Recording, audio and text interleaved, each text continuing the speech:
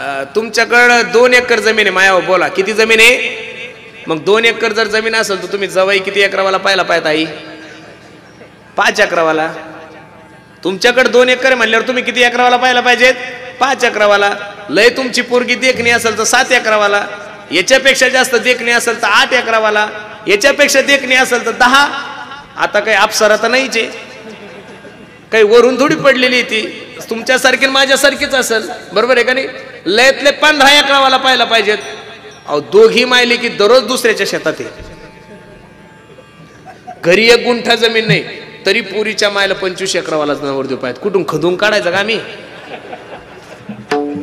बर जवापासून बया सोयरिकीत आल्या मारा तेव्हापासून सोयरिकीच होय ना. पहिले जुने लोक सोयरिकी करायचे, नुसता शब्द टाकला की सोयरीक व्हायची. ह्या आडेल बया जेव्हापासून सप्त्या सोयरिकीत आल्या तेव्हापासून पोरं डिप्रेशन मध्ये चालले माया. हो बर 25 एकरावाला पाहिजे तर बैठकीतच पोरीची माय म्हणजे माझी पेडगी शेतात येणार नाही, आणि मग जमीन कशाला पाहिजे? किती अवघड झालंय महाराज.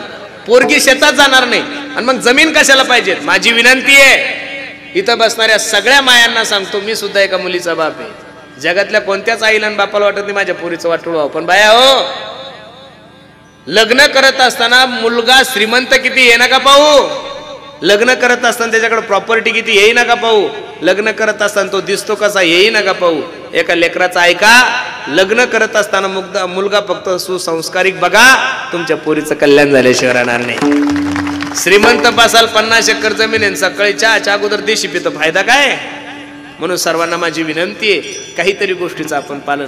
अगदी थोडा वेळ तुमच्याने माझ्याकडे शिल्लक आहे. एक माणूस होता आणि मेंढ्या चालण्यासाठी शेतात गेला. उन्हाळ्याचे दिवस होते, खूप ऊन तपलेलं होतं, भूक लागली, काय करावं म्हणून 2-4 मेंढ्याचं दूध काढलं, गरम दूध केलं, त्यात थोडी साखर टाकली, दूध पिले आणि एका आंब्याच्या झाडाखाली झोपला. असली गार झोप लागली माणसाला त्याला की रात्रीच्या 8 वाजूस्तर उठायचा वेळ नाहीये.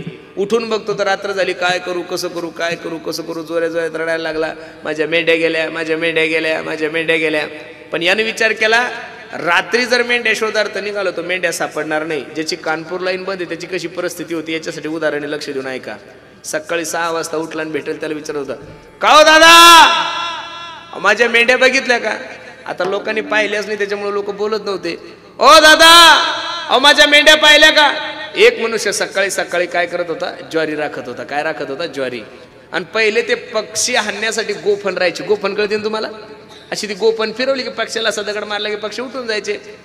याने विचारलं, का हो दादा माझे मेंढ्या पाहिल्या का? ते बोललं नाही, पण त्यानं दक्षिण दिशेला गोफण फिरवली. याला वाटलं नक्की मेंढ्या इकडे गेल्या काय करून. तिकडे गेल्या, मेंढ्या सापडल्या. एवढा आनंदात आहे, माझ्या मेंढ्या सापडल्या मेंढ्या सापडल्या.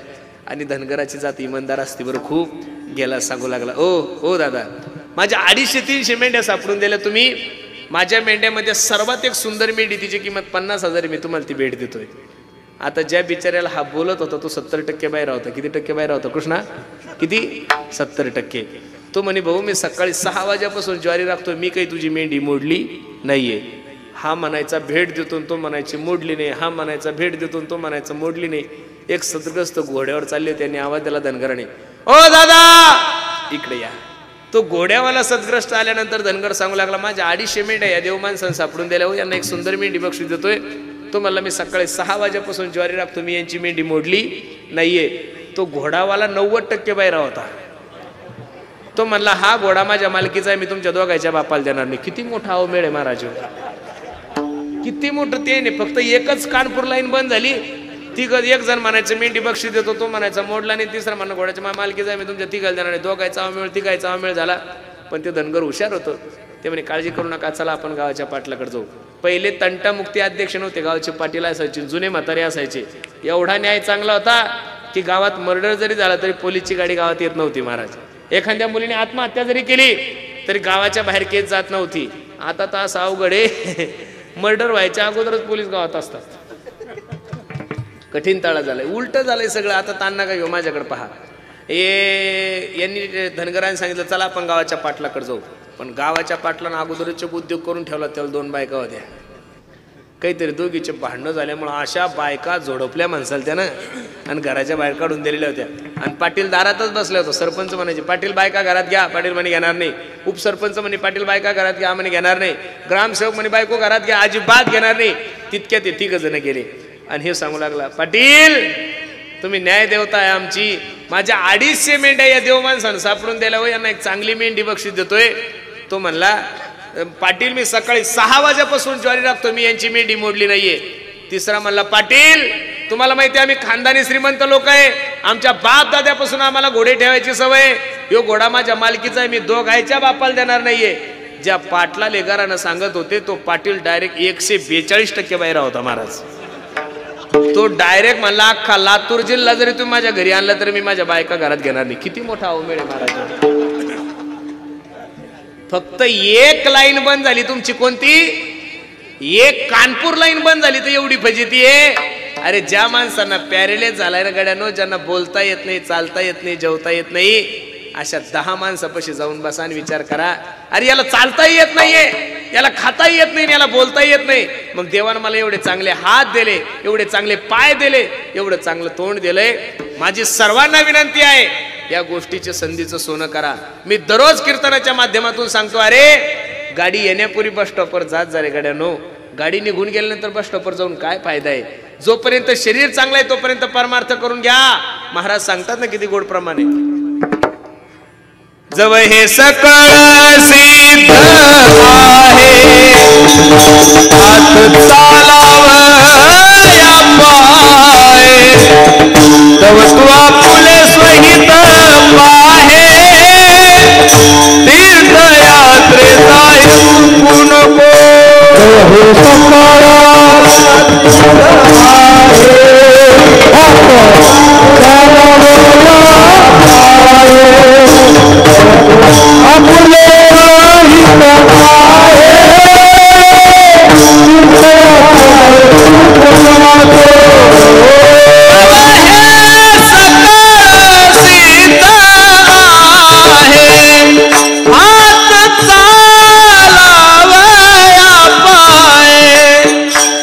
तव तू आपुले स्वहित पाहे, तीर्थयात्रे जाय चुकू नको.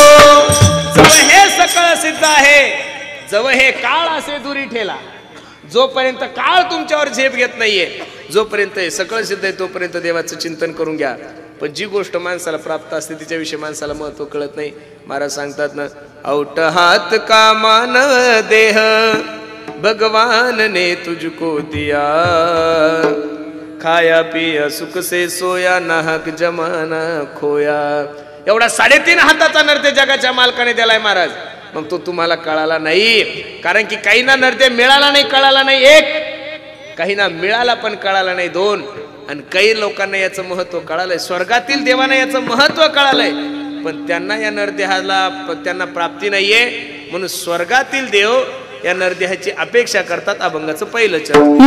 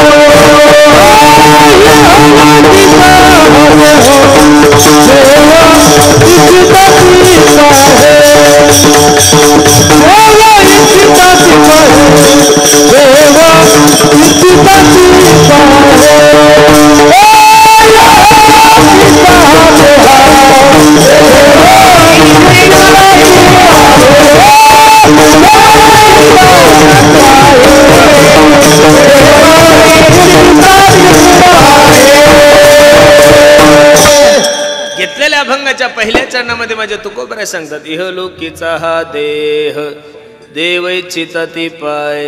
इथं जे येतिक वरती नाहीये महाराज. स्वर्गामध्ये आपल्यापेक्षा चांगले रस्ते, कल्पतरू आहे, कामधेनू सारख्या गायी आहे, अप्सर आहे, सगळं काही आहे. इथल्यापेक्षा चांगले गाणारे, इथल्यापेक्षा चांगले वाजवणारे. पण ते वाजवायचं जर ऐकायचं असेल, गायन ऐकायचं असेल, तुम्हाला थोडं पुण्य खर्च करावं लागतं. काय खर्च करावं लागतं? पुण्य खर्च करावं लागतं. आता इथं तुम्ही काय खर्च केलं हो गायन ऐकण्यासाठी? आयोजकाचा थोडाफार झाला असेल खर्च, तुमचा काय खर्च झाला? फुकट आहे ना. महाराष्ट्रात असं कधी पाहिलं का की तुम्ही ह्या हरिभक्तपरायण टिंब महाराजाचं कीर्तन आहे, 100 रुपये तिकीट आहे का कुठं? अजिबात नाही, सगळं फुकट आहे ना. कीर्तन जर स्वर्गात ऐकायचं असेल, गायन जर गंधर्वाचं ऐकायचं असेल, इंद्रासारख्या वादकांचं जर वादन ऐकायचं असेल, तर तिथं पुण्य खर्च करावं लागतं. पुण्य एकदा संपलं की ते तोम भुक्त्वा स्वर्ग लोकविशालम क्षिणे पुण्यमर्त लोकविशंती एवं त्रैधर्म्य मनोप्रपन्नागतागतम काम कामालभन्ते. मग तया पुण्याची पावटी सरे, सवेची इंद्रपणाची उटी उतरे, हे उलागती माघारे मृत्यू लोका. माय बाप, लक्ष द्या ना माझ्या कीर्तनाकडे, थोडं पहा, ऐका. स्वर्गात ज्या गोष्टी नाही त्या इथे आहे.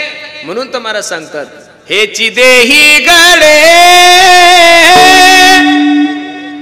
देवाचे भजन आणि हे ज्ञान नाही कोठे, आणि हे ज्ञान नाही कोठे, हेची देही गडे देवाचे भजन. या जगामध्ये, याच योनीमध्ये तुम्हाला देवाचं भजन आहे महाराज. बाकीच्या ठिकाणी कशाचं काय मेळ आहे? म्हणून जी गोष्ट प्राप्त आहे तिच्याविषयी माणसाने महत्त्व जाणून घेतलं पाहिजे. पण तुमचं माझं असं झालेलं आहे, जे प्राप्त आहे तिच्याविषयी महत्त्वच नाहीये. नुसती धावपळ चालू आहे, काही कळत नाही, नुसतं पळणं चालू आहे. राष्ट्रसंत तुकडोजी महाराज सांगतात, जीवन गवा दिया जिसे पाना था उसको तो खो दिया, अमृत को छोड़ा पीता शराब तू, हरि भजन को मुख मोड़ दिया, पैसों के खातिर करता मिलावट, नेकी और नीति को भूल गया, क्या किया क्या किया क्या किया रे, जीवन गवा दिया जिसे पाना था उसको तो खो दिया. दादा, ज्याच्यासाठी आलेले ती जर गोष्ट जीवनामध्ये निघून गेले तर माणसाच्या जीवनामध्ये एकच गोष्ट उरते, पश्चाताप पश्चाताप आणि पश्चाताप. म्हणून वेळ आहे तोपर्यंत देवाचं चिंतन करा. क्षण सुद्धा भगवंताच्या चिंतनाविना वाया नका घालू. श्वास श्वास पर कृष्ण भजी वृथा सासना खोय, ना जानीस श्वास की आवन होय न होय. आणि एकदा का नरदे गेला ना की महाराज सांगतात, पुनरपि मरणम पुनरपि जननम पुनरपि जननी जठरे शयनम. किती वेळा जन्म यावे नित्य भावे फजिती, एक एक योनी कोटी कोटी फेरा मग लागे वारा. मनुष्य द्याचा आंधळ्याच्या हातात कावळा सापडावा तसं नरदे सापडलेला आहे. पावला हा देह कागटाली न्याय, न घडो उपाय घडो आले बसणारे मंडळी. एका राजाने दौंडी दिली गावात. ऐका हो ऐका, जो कोणी कावळा पकडून आणल त्याला 5,000 रुपये बक्षीस दिल्या जाईल. आता कावळा काही पकडायची गोष्ट आहे का महाराज? कावळा वेगळा आणि डोम कावळा वेगळा. कावळ्यात आणि डोम कावळ्यात फरक आहे बरं. कावळा म्हणजे जो आपण 10 क्रिया दिला पिंडाला तो स्पर्श करतो त्याला कावळा म्हणतात. आणि डोम कावळे म्हणजे माणसं. सप्त्यात आले तरी सप्त्याचा नाश, ग्रामपंचायत मध्ये गेले ग्रामपंचायतचा नाश, दिंडीचा नाश, एखाद्याच्या घरात गेले घराचा नाश. डोम कावळे काय एवढं विचित्र वागत असेल काही सांगता येत नाही. आता लोक विचार करू लागले कावळा काही पकडायची गोष्ट आहे का महाराज? अजिबात नाहीये. सगळे लोक थांबून गेले. एक आंधळा गंगेवर स्नानासाठी गेला, स्नान झालं आणि भगवंताला पाणी गंगे मातेला पाणी समर्पित करत असताना हात वर केले आणि आंधळ्याचं नशीब एवढं की त्याच्या हातात कावळा सापडला. नाचायला लागलं ते आंधळ. डोळ्यावाल्याला कावळा सापडला आणि आंधळ्याला सापडलं म्हणजे महाराज एवढ्या मोठ्या लाटेमध्ये एखाद्या विरोधी पक्षाचं सीट निवडून येण्यासारखं झालं ते. बरोबर आहे का नाही? कठीण ताळा झालाय. आणि मग काय नाचायला लागला महाराज. अजी सोनियाचा दिनो नाचायला लागला तो. उजळले भाग्य आता अवघी चिंता वारली. आंधळ थोडं स्वार्थी होतं. काय होतं? स्वार्थी होतं. आंधळ्याने विचार केले, सकाळचे 8:30 वाजले, एक कावळा सापडला, 5 वाजे लोक जर 2-4 कावळे सापडले, कसे 15-20 हजार रुपयाचा धंदा होईल. मग आंधळ्यानं काय केलं, माझ्याकडे पहा, म्हणजे तुमच्या दृष्टांत लक्षात येईल. आंधळ्यानं तो कावळा घेतला आणि बगलात ठेवला. कुठं ठेवला? बगलात ठेवला. आणि दुसरा कावळा पकडण्यासाठी आंधळ्यानं हात वर केले. काय केले? हात वर केले. आता पहिला होता तो निघून गेला ना, आता किती दिवस थांबला म्हणजे कावळा सापडेल का हो? अरे तसं पावला हा देह. अरे या जगामध्ये अशी कोणती एजन्सी नाहीये. मोबाईलची एजन्सी आहे, साऊंडची एजन्सी आहे, गाडीची एजन्सी आहे, कपड्याची एजन्सी आहे, नॉनव्हेजची सुद्धा एजन्सी आहे, व्हेजिटेरियन खाण्याची एजन्सी आहे, कांद्याची एजन्सी आहे. मला इथं बसणाऱ्या सगळ्या मंडळीने सांगा, आमच्या कृष्णा भैयांना आणि पुरुषोत्तम दादाला विचारायचं, पुण्यामध्ये सगळ्या एजन्सी आहे, माणसं तयार करायची एजन्सी आहे का? नाही, माणसं तयार होण्याची एजन्सी आतापर्यंत देवाच्या बापाला नाही, कोणाला जमलं नाही महाराज. ते माणूस एकदाच आहे. म्हणून सर्वांना माझी विनंती आहे, हे बघा माझे गुरुजी मला एक त्रिकुटी सांगतात, पहिलं तर माणसाला नरदेह मिळतच नाही. पहिलं माणसाला नरदेह मिळत नाही. मिळाला तर तो टिकत नाही आणि गेला तर परत मिळत नाहीये. मग आपल्याला मिळाला, आपण या संधीचं काय केलं पाहिजे?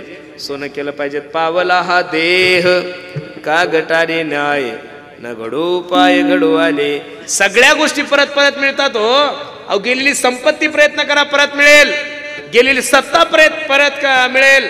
गेलेला पैसा परत मिळवता येईल. गेलेली जमीन परत घेता येईल. पण सर्व मंडळींनी माझं एक वाक्य लिहून ठेवा, life is not once more. Life is not once more. मला तर देवाचे खूप उपकार मानायचे महाराज, आणि देवापेक्षा यमाचे खूप मोठे उपकार मानायचे. का? जसं तुम्ही अभिष्ट चिंतन सोहळा साजरा करता, तसं मला यमाचा सुद्धा एक गुणगौरव सोहळा साजरा करायचा. का? जगातले सगळे लोक मॅनेज झाले, पण अजून यम कोणाच्या बापाकडून मॅनेज झाला? आणि यम ज्या दिवशी मॅनेज होईल ना, बसणारे मंडळी, ज्या दिवशी यम मॅनेज होईल त्या दिवशी मोठे मोठे बोके मारणारच नाही, आपल्यासारखे गरीबच मरतील महाराज. यम आला की हे म्हणतील, हे चेक घेऊन 5 वर्ष येऊ नको, आताच निवडून आलो, आता परत 5 वर्ष तोंड पाहायचं.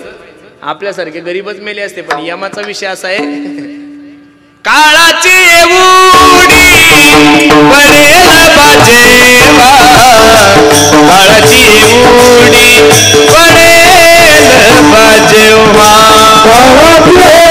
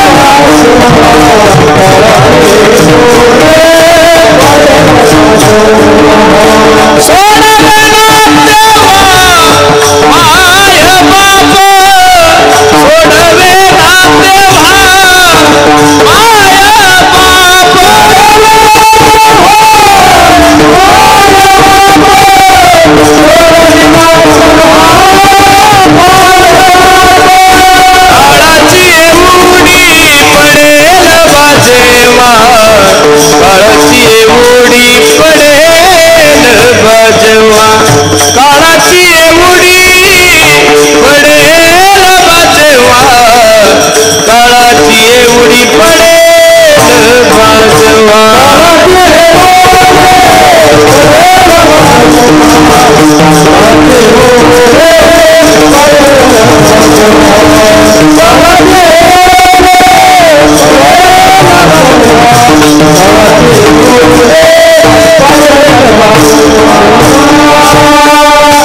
काळाची एवढी पडेल बाजेवा, सोडविना तेव्हा मायबाप सोडविना, बंधू पाठीची बहीण सेजेची कामिनी दूर आहे. तुम्ही किती जरी मोठे शावकार असले ना, तिथं एकदा जर तुम्हाला मिस कॉल आला की जावंच लागतो महाराज. तिथं काही म्हणता येत नाही. आता जर समजा यमाचा मला कॉल आला, पुरुषोत्तम बुवा 10 वाजले, मी बरोबर 10 वाजून 15 मिनिटांनी तुम्हाला न्यायला येणार आहे. मी जर यमाला म्हणलो अजून नारळ घ्यायचं राहिलंय, अजून पाकिट घ्यायचं राहिलं, तुम्ही असं का करता यमराव? ते म्हणतील महाराज हे सगळं वरती घे, आता उलक. तिथं कोणाच चालत नाही. ए मन मुसाफिर तुझे जाना पडेगा, काया कुटी खाली करना पडेगा, उड़ जाएगा एक दिन पंछी रहेगा पिंजरा खाली, पिंजरा खाली हो पिंजरा खाली. म्हणून इथं बसणाऱ्या सर्व मायबापाला माझी विनंती आहे, हे बघा पिंजरा खाली होण्याच्या अगोदर माणसानं सावध झालं पाहिजे. काय झालं पाहिजे? सावधान झालं पाहिजे. आलोय कुठून, करायचं काय, जायचं कुठे, नुसती धावपळ चालू आहे. सर्व सुखाची आशा जन्म गेला, क्षण एक मुक्ती यत्ने नाही केला. हिंडता दिशा क्षीण फावला, माया वेष्टीला जीव माझा, माझे स्वहित नेनती कोणी. आम्हाला असं वाटलं होतं सर्व महाराज लोकांना, संप्रदायाच्या लोकांना, की करोना झाल्यानंतर लोक थोडे माळी घालतील, देवदेव करतील. उलट जास्त खादाडे झाले हो, जास्त पिणारे झाले. लोकांच्या मेमरीमध्ये शार्प बसलंय. आता कोणताही रोग कधीही येऊ शकतो. बघा ना तुम्ही, पाठीमाग आमच्या बुलढाणा जिल्ह्यात एक रोग आला होता, टोकलच पडू लागले हो लोकांचे. कधी काय होईल काही सांगता येत नाही. पूर्वी माणसाला मरण्यासाठी म्हातार व्हावं लागत होतं, आता म्हातार व्हायची गरज नाही तुम्हाला. आता कोणता रोग कधी येईल काही सांगता येत नाही. एखाद्या तज्ज्ञ डॉक्टरकडे जा तुम्ही. तुमचा जर एखादा कॅन्सर तज्ज्ञ डॉक्टर असेल ना मित्र, तर त्या डॉक्टरजवळ 10-5 मिनिटं बसा आणि त्याला विचार कॅन्सर कशाने होतो. तर कॅन्सरचे सगळ्यात मोठे जे पेशंट आहेत ते सगळे निर्व्यसनी आहे महाराज. निर्व्यसनी लोकांना कॅन्सर होण्याचं काय कारण आहे? जे दारू पितात त्यांना कॅन्सर नाही, जे गुटखा खातात ते कॅन्सर नाहीये. आणि कॅन्सरचं सगळ्यात जास्त प्रमाण महिला मंडळीमध्ये वाढले. काय खातात त्या बिचारे? चहा पित असतील, याच्या पलीकडे काय, सुपारी नाही, काही नाही, तरी सुद्धा कॅन्सर होतो. याचं कारण तुम्ही आम्ही जे खाताय ते जेवण नाहीये, ते विष खातोय महाराज. काय खातोय?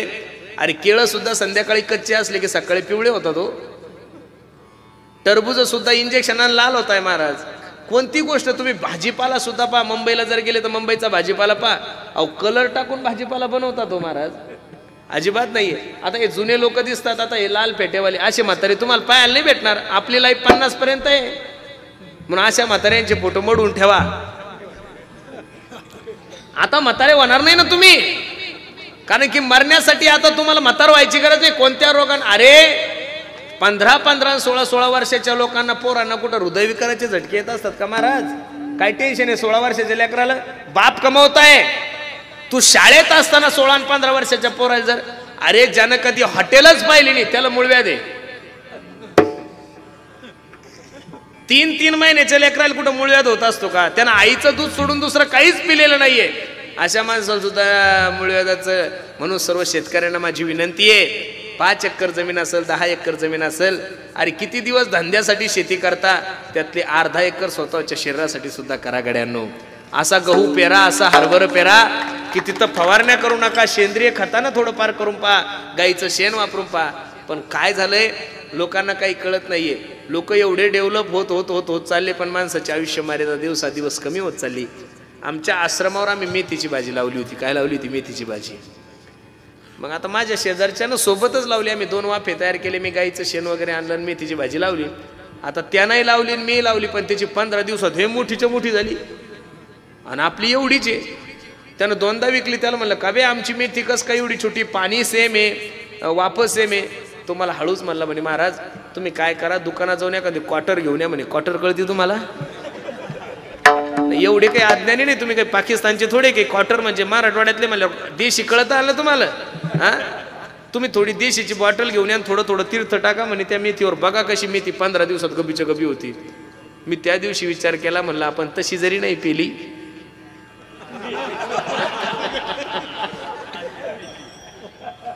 मी त्या दिवशी विचार केला, मला तशी जरी नाही पेली तर मेथीच्या मार्फत का होईना आपल्या पोटात अल्कोहोल चाललंय. बरं लक्ष देऊन ऐका. तुम्ही औषध वगैरे जर पाहिले ना महाराज, सगळे याच्यात थोडं ना थोडं काही ना काहीतरी मिक्सिंग आहे. म्हणून सर्वांना माझी विनंती आहे, चांगलं खात चला. आता या वयस्कर मायमावल्या पूर्वी चांगलं खात होत्या म्हणून त्यांच्या तब्येती चांगल्या आहे. आता कोणताही रोग कोणत्या रूपानं कधी येईल काही सांगता येत नाहीये. म्हणून सर्वांना माझी विनंती आहे, अगदी कालावधी थोडा आहे. कबीर महाराज सांगतात, दिहुडा हो 2 दिन का महिमान, अरे कब सुमरोगे राम, अब तुम कब सुमरोगे राम. बाल अवस्था खेल गवायो, तरुण हुआ तो समय गवाया हो. दिहुडा दो दिन का महिमान कब सुमरोगे राम, अब तुम कब सुमरोगे राम। कधी देवाचं चिंतन करणार आहे? अल्पायुष्य मानव देह शतकनिले ते अर्धरात्र खाय मध्ये बालत्व पीडा रोगक्षय काय भजनाशी उरले ते पायगा। बसणारे मंडळी, तरुण पोरांनो, तुम्ही तुमच्या जीवनाची वजाबाकी करा। 100 वर्षाचं आयुष्य तुम्हाला। किती वर्षाचं आयुष्य आहे? 100 मधले 50 झोपीत गेले, खाली किती उरले? बोलत चला, किती उरले? 50 मध्ये 10 वर्ष बालपणात गेले, खाली किती उरले? 40 मधले 20 वर्ष शिक्षणात गेले गोविंद, खाली किती उरले? शिक्षण झालं, नोकऱ्याने 5 वर्ष पुरी पाण्यात गेले पोराव। सध्या महाराष्ट्रात सगळ्यात मोठा दुष्काळ जर कोणावर असेल तर पोरावर आहे, बिचावर। हे पोरांनो, ताण नका घेऊ गाड्यांनो। मी तुमचा यूट्यूब फ्रेंड आहे। मी नारदाच्या गादीवरून सांगतो, आमच्या तुकाराम दादाच्या पुण्यतिथीच्या कीर्तनात मी हात जोडून सांगतो तुम्हाला, तुम्ही आता लग्नाची अपेक्षा करू नका। तुमचे लग्न होणार नाही म्हणजे नाहीये। अजून 3 तारखेला कुंभमेळ्याचं स्नान आहे। अजूनही काही वेळ गेली नाही। तुमच्या बापाकडून 700-800 रुपये घ्या, त्याच्या 4 लुंग्या शिवा, 2 लिंगूट घ्या, किलोचा गांजा घ्या, म्हणा मैं जिंदा जोगी। आता तुम्ही लग्नाच्या भानगडीत पडूच नका, कारण महाराष्ट्रात 100 पोरं झाले, 60 पोरं आहे, 40 पोरं कसे लटकते रे ना रे बाई तुम लटकते। माझ्या गाडीवर एक ड्रायव्हर होतो, ते मला सोडून गेलं बरं कृष्णा दादा। त्याला वाटलं मी माझ्यासोबत राहिल्यावर तरी लग्न होईल।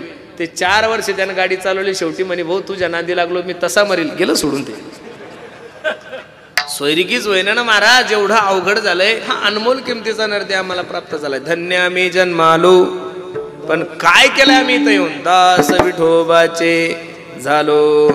दास संसाराचा नकाऊ दास होत असताना एक तर साधूचा दास व्हा, नाही तर दास होत असताना एक तर देवाचं व्हा।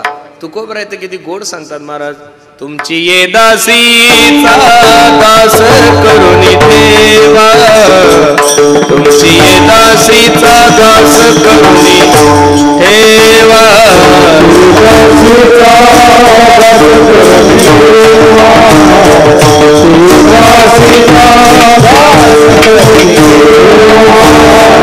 तुमची ये दासीचा दास करून ठेवा, तुमची ये दासीचा दास करून ठेवा,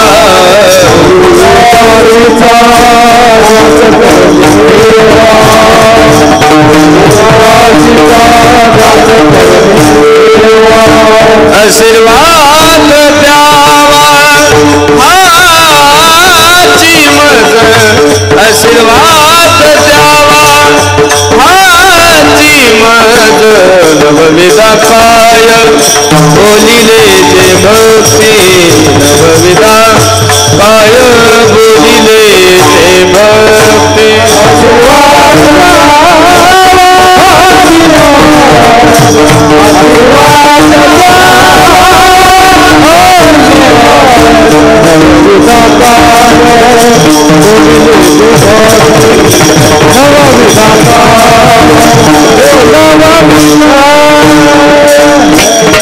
तुमची ये दासीचा दास करून ठेवा, आशीर्वाद द्यावा हाची मज। दास वेगळा आणि नौकर वेगळा, दास वेगळा आणि नौकर वेगळा। नौकर तुम्ही सांगसाल ते काम करतो, नौकर तुम्ही सांगसाल ते काम करतो, आणि दास तुम्ही न सांगणारं काम करतो। दासामध्ये आणि नौकरामध्ये फरक आहे। महाराज सांगतात की मला दास करा। दास व्हायचा असताना एक तर देवाचा दास व्हा, आणि दास होत असताना एक तर कोणाचं व्हा? संतांचे व्हा। अरे संसाराचं दास होणं म्हणजे गाढवान शेत खाल्लं पापनं पुण्य, काय फायदा आहे? संसाराचे दास आपले बाप दादे झाले, त्यांच्याकडून संसार परिपूर्ण नाही झाला, तुमचं माझं काय घेऊन बसले? आजा मेला पंजा मेला बाप मसना गेला, आजा मेला पंजा मेला बाप मसना गेला, देखत देखत ना तू पण तोही तैसा झाला, उठा उठा जागा पाठी बयाले मोठे। महाराज आपल्या बाप दाद्यापासून संसार करत आलो, ते सुद्धा संसाराचे दास झाले, त्यांच्याकडून नाही परिपूर्ण झाला। रावणाचं गणित माहिती आहे का तुम्हाला? कोटी घरे जेथे काशाने तांब्याची शुद्ध कांचनाची, थोडा लहान होता का रावणाचा संसार? एकट्या रावणाला 80,000 बायका होत्या महाराज। किती? आपल्याला एक बायको सांभाळता सांभाळता नाकी नऊ यायला लागले। वयाच्या अगोदर केस पांढरे व्हायला लागले, वयाच्या अगोदर टक्कल व्हायला लागलं. कोणाचं? तानामुळेच ना महाराज. रावणाला 80,000 बायका होत्या, 1,00,000 मुलं होते, 1,25,00,000 नातू होते. बरं झालं ते तुमच्या लातूर जिल्ह्यात जन्माला नाही आलं, नाही तर रावणच खासदार, मंडोदरी आमदार, इंद्रजित सुद्धा ग्रामीणचा आमदार. बरोबर आहे का नाही? तुमचा काही ताणच नाही महाराज. तुमचं काय घेऊन बसले महाराज? कोंबडीच्या टांगावर आणि देशीच्या बाटलीवर मतदान विकणारे लोक आपण. तुम्हाला तर सहज विकत घेतलं असतं त्यानं. ही वस्तुस्थिती आहे महाराज. अरे चांगली म्हैस जर बाजारात घेण्यासाठी गेले तर म्हशीची किंमत ₹1,00,000. गिर गाय घ्यायचा 80,000 रुपये गायची किंमत आहे. इंग्लिश कुत्र जर घ्यायला गेले तर इंग्लिश कुत्र 50-50 हजाराला भेटतं. जे नॉन व्हेज खातात ना या लोकांना विचारा. हे जर एखाद्या नॉन व्हेज हॉटेलला गेले गावरान कोंबडी खायची असेल तर 4-4, 3-3 हजार रुपये कोंबडीची किंमत आहे. मग कोंबडीची किंमत 3,000 आहे, गाईची किंमत 80,000 आहे, म्हशीची किंमत किती आहे? 1,00,000 आहे, कुत्र्याची किंमत 50,000 आहे. तुमची किंमत हजार रुपयात मत विकता तुम्ही. आणि काय तो देश महासत्ता होणार आहे. कशाचा? डोंबल्याचा महासत्ता होणार आहे. अरे एका आमदाराला निवडून येण्यासाठी जर तो 25 कोटी खर्च करत असेल, काय काम करणार आहे तुमचे? तो त्याचा निधीच 5 वर्षाचा 5 कोटी आहे. असला सत्तेत तर मंत्री मॅनेजर असेल तर भेटल, आणि विरोधातल्या याचा तर काही विषयच नाही. लटकते रहणारे. जोपर्यंत या देशाचा नागरिक पैसे घेऊन मतदान करतोय तोपर्यंत या देशातल्या कोणत्याच माणसाने महासत्ता होण्याचे स्वप्न पाहिजे नाही महाराज. किती अवघड झालंय. आमदारायचं ठीक आहे, त्यांच्याकडे पैसे, पण जिल्हा परिषद वाल्यानं मारायचं का? जिल्हा परिषद आता जर आमदार 2,000 वाटतो तर जिल्हा परिषद वाल्याला 3-3 तर वाटाच लागेल का नाही? मग जिल्हा परिषद वाले 3 आणि सरपंच तर मेलाच महाराज, फाशीच घेणं आहे त्याला. मग ग्रामपंचायतवर 5,000 रुपये घ्यावं लागेल ना मतदान. बरं सांगा, आतापर्यंत महाराष्ट्रात कोणता सरपंच आहे त्या सरपंच झाला त्यानं 500 एकर जमीन घेतली? एखादा सरपंच दाखवा ना. हा सरपंच होऊन 10 एकर इकली असे नावासही सरपंच सांगतो तुम्हाला. सगळ्यात घाणेरडी निवडणूक सरपंचाची. खायला काही भेटत नाही, भांडणं लोक केल्याशिवाय राहत नाही. काय भेटतो महाराज? खाल्लं त्या एखादं घरकुल, आणि नाही भेटलं त्या एखादी 13-14 हजाराची गोरगरिबाची संडास सोडून दुसरं काय येतो महाराज? असतंच काय त्या ग्रामपंचायत मध्ये? ही वस्तुस्थिती आहे ना. याच्या पलीकडे काही खायला भेटत नाही. ग्रामपंचायत मध्ये सरपंचाने किती चांगलं काम करा, लोक त्याचं नाव घेणार नाही म्हणजे नाही. हा जगाचा नियम आहे. माझी आई सरपंच होती महाराज, खोटं नाही बोलत तुम्हाला. 1,500 सरपंच झाली होती. किती? 1,500. काही नाही, जो माणूस दाखला न्यायला येईल त्याला चहा बिया सगळं. तिनं 3 वर्ष सरपंच होती. 3 वर्षात तिने एकच भ्रष्टाचार केला होता. एकदा फक्त 1,500 रुपये ग्रामसेवकाकडून घेतले. ते बी कसे? मी पंढरपूरला पुढे गेलो, ती मागं राहिली म्हणून 1,500 रुपये मागून घेतले. मला 1,500 रुपये दे भाड्याला, मला पंढरपूरला जायचं. मी तिला म्हणलं एक तर तू बी खात नाही, लोकायलाही खाऊ देत नाही. तिचा राजीनामा मीच घेतला आणि तिची सही मी करून तो राजीनामा देऊन टाकला. म्हणलं तुम्ही सरपंच व्हा. चांगल्या लोकांचं काम नाही महाराज ते. म्हणून लक्ष देऊन कीर्तन ऐका. जीवनात संसाराविषयी किती जरी प्रयत्न केले तर संसाराचा दास होऊन फायदा नाहीये. कारण की संसार दुःख मुळे चहूकडे विश्रांती नाही, कोठे रात्रंदिवस तळमळ. म्हणून दास होत असताना एक तर साधूचं व्हा, दास होत असताना एक तर देवाचं व्हा. आणि साधूचं दास जर झाले तर निश्चित तुमचे संसार रूपी नौका माझा भगवान परमात्मा पैल तिरा नेल्याशिवाय राहणार नाही. विठोबार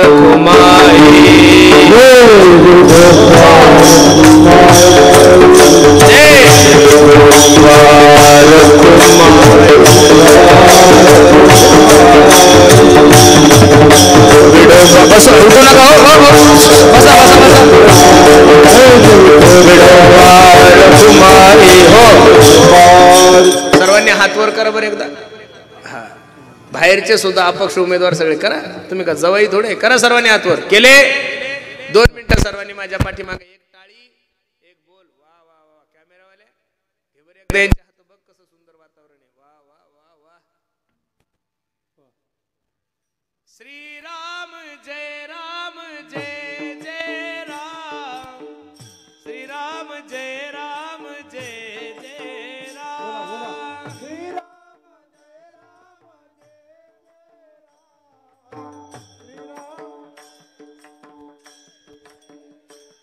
हो श्रीराम जय राम जय जय राम. श्रीराम जय राम जय जय राम.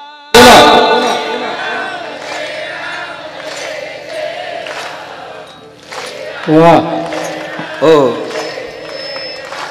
हात खाली करा. आता नेमकं कळतच नाही. तुम्ही म्हणताय का मावल्या म्हणतायत? पहिला आपण पुरुष मंडळी म्हणा, महिला मंडळी तुम्ही कोणीच नका म्हणू, टाळी नका वाजू, फक्त तोंडान म्हणा श्रीराम जय राम जय जय राम, श्रीराम जय राम जय जय राम,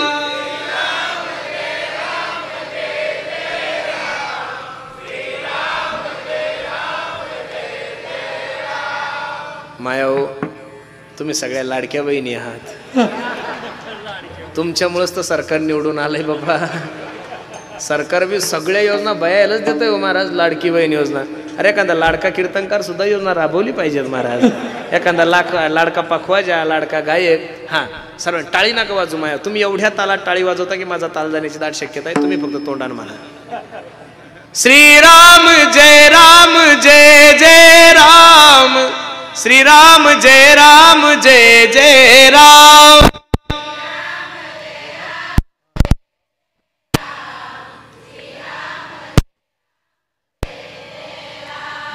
घ्या काही आदर्श घ्या त्यांचा. सरकार काही येणं आहे का त्यांना लाडकी बहीण योजना राबवायला? लाज राखा ना माझी, मी माणूस आहे ना.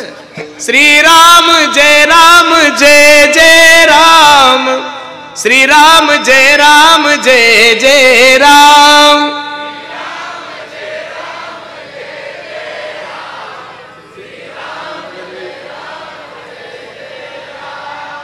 श्रीराम जय राम जय जय राम, श्रीराम जय राम जय जय राम.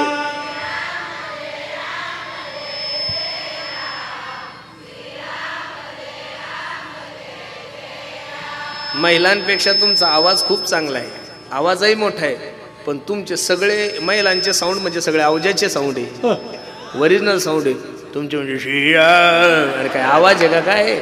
सगळे बिड्या फुकू फुकून, गुटके खाऊ खाऊन, तंबाखू खाऊ खाऊ खाऊ सगळे साऊंड खराब करू. बरोबर आहे का नाही? धन्य आम्ही जन्मालो, दास विठोबाचे झालो, आयुष्याच्या साधने सच्चिदानंद पदवी घेणे. आयुष्याच्या साधने सच्चिदानंद पदवी, जीवनामध्ये दुसऱ्या पदव्या घेण्यापेक्षा सच्चित आनंद हे भगवंताचं स्वरूप आहे, ती पदवी जीवनामध्ये प्राप्त करा. काय करता तुकोबराय सांगतात, हा तुका म्हणे पावटणी, तुका म्हणे पावटणी,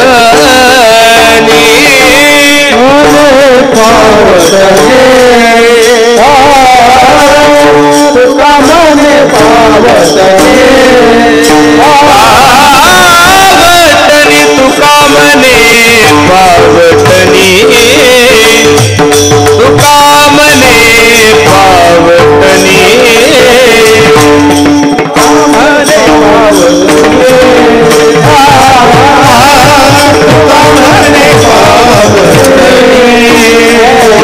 करू स्वर्गाची निशाणी, करू स्वर्गाची निशाणी, धन्य आम्ही जन्मा आलो, दास विठोबाचे झालो, करू स्वर्गाची निशाणी, करू स्वर्गाची निशाणी, धन्य आम्ही जन्मा आलो, दास विठोबाचे म्हणे पावटणी, करू स्वर्गाची निशाणी. पावटणी या शब्दाचा अर्थ आहे पाऊलवाट. पावटणी या शब्दाचा अर्थ काय? पाऊलवाट. स्वर्गाला सुद्धा पाऊलवाट करण्याची ताकद जर माझ्या जगद्गुरु तुकोबारामध्ये असेल, पण ते कशाच्या जोरावर? धन्य मी जन्मालो, दास विठोबाचे झालो. म्हणून बसणाऱ्या सर्व मंडळीला माझे हात जोडून तिकड्यानो निश्चित दास देवाचं व्हा, देवासाठी वेळ काढत चला रे. ए दादानो ऐका ना, 24 तास आहे गड्यानो तुमच्याकडे. किती तास आहे? 24 तास आहे. त्यातले 23 तास उद्योग करा, धंदे करा, व्यवसाय करा, राजकारण करा, काय करायचं ते करा, पण 1 तास न चुकता माझ्या जगाच्या मालकाला द्या. अरे मुस्लिम धर्माचे लोक दिवसातून 5 वेळेस नमाज पडतात रे दादानो. मुस्लिम धर्माचे लोक जर दिवसातून 5 वेळेस नमाज पडत असेल, तर हिंदूच्या माणसाने दिवसातून एकदा तर हनुमान चालीसा म्हणलीच पाहिजेत गड्यांनो, एकदा तर हरिपाठ केलाच पाहिजेत, एकदा तर बजरंग बलीच्या दर्शनाला गेलंच पाहिजेत. जर नाही गेले तर काय तुम्हाला त्रास होईल महाराज. मारिती, तुडिती, झोडिती, निष्ठुर यमाचे किंकर. तुमच्या आईला तुमची दया येईल, बायकोला दया येईल, भावाला दया येईल, महाराजाला दया येईल, पण नाही त्या यमासी करुणा. तिथं अजिबात नो एंट्री महाराज. तिथं एकदा सापडला ना माणूस की त्याचा कार्यक्रम लागणार म्हणजे लागणार. म्हणून सर्वांना माझे हात जोडून विनंती आहे, प्रत्येकाने देवाचं चिंतन करा. वेळ नका जीवनामध्ये वाया घालू. वेळ जर जीवनामध्ये गेला तर परत तो वेळ मिळत नाही. मला खूप आनंद वाटतोय महाराज. 5वं पुण्यस्मरण आहे आमच्या तुकाराम दादांचं. तुकाराम दादा कृष्णा शेळके यांचं 5वं पुण्यस्मरण असून सुद्धा किती बहुसंख्येने लोक तुम्ही उपस्थित आहात. मला खूप आनंद वाटतोय. आमच्या पुरुषोत्तम दादांना, आमच्या कृष्णा भैयांना द्यावे तेवढे धन्यवाद. खूप त्यांची तळमळ होती की महाराजांची तारीख भेटावी. आज मोठ्या लांबचा प्रवास करून का होईना तुमच्या दर्शनाचा योग माझ्या जीवनामध्ये प्राप्त झालाय. जाता जाता फक्त सर्वांना एवढीच विनंती करायची आहे, निश्चित तुमचा हा कार्यक्रम पाहून पुरुषोत्तम दादा, कृष्णा भैया, तुमचं हे कार्यक्रमाचं नियोजन पाहून इथं बसणार एखादा तरी मनुष्य असा असेल की तो आपल्या बापाला व्यवस्थित बोलत नसेल. इथं एखादा तरी असेल नालायक की तो आपल्या मायला व्यवस्थित बोलत नसेल. मी नारदाच्या गादीवर सांगतो, एवढं सुंदर कार्यक्रम पाहिल्यानंतर त्याच्या मनाला सुद्धा लाज वाटत असेल. अरे कृष्णा भैयाचे, पुरुषोत्तम भैयाचे वडील जाऊन 5 वर्ष झाले तरी ते आपल्या वडिलाचा एवढा मोठा उत्सव साजरा करतात आणि माझा बाप जिवंत असून मी त्याला धड बोलत सुद्धा नाहीये. निश्चित उद्यापासून तो त्याच्या बापाला चांगलं बोलायला सुरुवात करेल. ही तुमच्या कार्यक्रमाची ताकद आहे महाराज. बाप तुमच्या घराचा आणि माझ्या घराचा आधार वड आहे. ज्या दिवशी बाप जाईल त्या दिवशी मनुष्य पोरका होतो महाराज. अरे या महाराष्ट्राचे हिंदवी स्वराज्याचे संस्थापक माझे छत्रपती शिवाजी महाराज या महाराष्ट्राचे राजे झाले रे. 32 मन सोन्याच्या सिंहासनावर माझा राजा विराजमान आहे. सोन्याचं मुकुट माझ्या राजाच्या डोक्यामध्ये असताना राजा रडायला लागला. माझ्या जिजाबाई साहेबांनी प्रश्न केला, राजे काय झालं रडायला तुम्हाला? तुम्ही या महाराष्ट्राचे राजे आहात, सर्व किल्ले तुमच्या ताब्यात आहे, 32 मन सोन्याच्या सिंहासनावर तुम्ही विराजमान आहात, मग राजे रडता का?